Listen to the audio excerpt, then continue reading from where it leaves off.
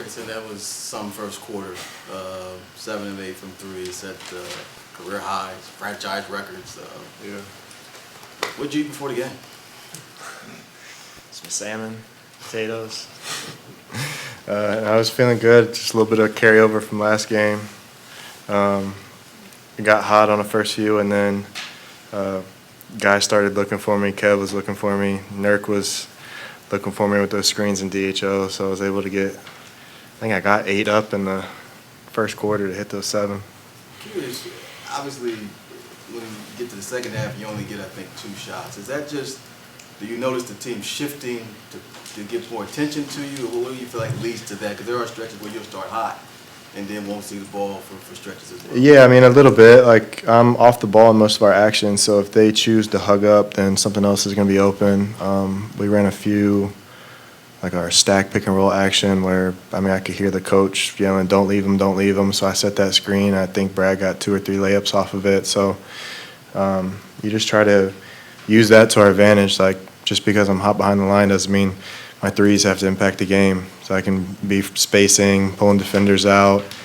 In the fourth quarter, we had that Kevin, my pick and roll, where they didn't really want to switch it. They didn't want to give up the 3, so I was able to drive, and we got a couple of open shots off that too. So it's not trying to – I would have liked to get more threes up in the second half, but just not trying to force it and still getting good plays offensively. Last thing I have for you, what's that like to know that you can still impact the game offensively without taking a shot because of what you established as a Yeah, it feels good. It's taken me a while to realize that. Like, it's kind of in a little bit like later in college, and then once I got to the league, like my 3rd year in the league, where you start to realize like it's if I'm not getting the threes, but my guys hugging up against me, letting KD go to work, like they stopped doubling KD because we were getting threes. So if they're gonna let KD go to work, like I've done my job standing there because him one-on-one is what we want. Grayson, you mentioned carryover from the Denver games. Where do you feel you are at with your shot right now and just being patient and in the rhythm that you are in? Yeah, I mean, it feels good. I'm getting good looks. I'm getting like a mix of in rhythm looks versus like the quick ones that you kind of got to get off versus a closeout. I had those like 2 games there where I think I was like 0 for 7 and 2 for 7, something like that. And it's a numbers game there. Like if I miss a bunch, I'm going to make a bunch at some point. It's going to even out. I know getting out more threes has been a focus for you guys. Can that be something of like a barometer for how well you guys are moving the ball based on how many of those you're able to generate? Yeah, I mean, when we're moving the ball and swinging it around, and like a lot of those ones I got came off like 3rd, 4th, 5th pass in the possession where we got a couple driving kicks or Kev got double teamed and it swings all the way around the top. So it's usually us getting open threes as a result of good offense and good ball movement. So the phrase is pick your poison with you guys, the amount of offensive threats you have. Are you surprised, though, that teams keep picking you, it seems like, and at least rotating off of you early in games, or do you get it? I don't know. I don't know what I would do. Like, I'm sure there's analytics guys out there running the numbers on Kev's post-ups and versus him passing the ball out and us getting threes. So I think at some point, like, it's very matchup dependent. It's how confident are they, and they have a guy that can guard Kev one-on-one, or can they guard the ball screen up top 2-on-2, or do you have to pull a 3rd defender in? Like, you got to pick something, and it's when we're clicking offensively and when we're at our best, we're no matter what the read is, like we're getting our good shots. And you're still doing this without Book, like being able to create those. Yeah, and that's another guy that he needs a whole game plan for himself, and so when we get him back, it'll be even more dangerous. I feel like how, when KD gets off the ball, his tendency to move it quickly out of those post-ups, I feel like that gets under-discussed with him. He might not rack up the assist totals, but he's getting off of it when he needs to. Yeah, I mean, he's getting off of it at the right time. He's really patient, and he's not a guy that's trying to make the assist pass. Like, he just is making the right pass out of it.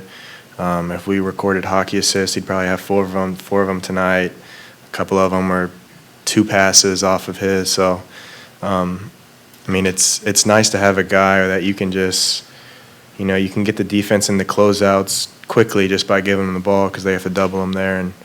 And he's so unselfish. He doesn't care if he shoots 0 points in a quarter, if he's getting doubled and we're getting open looks. What do you think Royce brings to this team? Having a more reliable body out there? A little bit of everything. He's defended 5 men in some matchups. He can defend 1 through 5. Switch out on anybody. I feel like every time I look up, his stat line is like 10-5-5-5. Like he's doing a little bit of everything out there on the court, rebounding for us. He's a good ball mover offensively. Knock down shots. Also really good at driving kick, finding the open guy on the weak side or getting to the rim. He's initiated our offense some, so he's really doing a little bit of everything.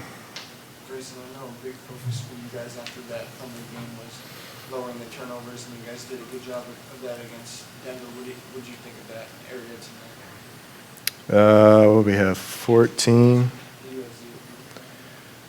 USC. Yeah, I mean, we'd still like to have less. 14's a little high. But I do feel like we're getting better. And offensively, like a lot of our turnovers come from just like dead possessions where we get stagnant. There's nobody moving to help out the guy who has the ball. And they get put in a tough spot where it's really hard to make a play or make the right play. And so I feel like we're getting better at that where we don't have those wasted possessions. It helps when we pick up the pace. Like Brad's done a great job of pushing the pace and getting us down the court and into offense early, and so is Saban when he comes in the game, really picking up the pace, pushing it, touching the paint so we don't get in those possessions where the ball's still up top, 10 seconds left on the shot clock, we haven't done anything. Grayson, not just you, but the entire team, what are you hoping to carry over from these last 2 games into the Boston game on Saturday? Our fourth quarters have been good. I know we didn't make shots against Denver, but we got great shots. Our offense wasn't stagnant. We moved the ball. We got a bunch of great looks, and overtime we knocked them down. So I felt like these last 2 games we've closed out and finished games really well, defensively and offensively. And, fourth quarters and turnovers have probably killed us the most this year, and we're improving there, and so we got to keep going with that. Thanks, Grayson. Thank you. Thanks.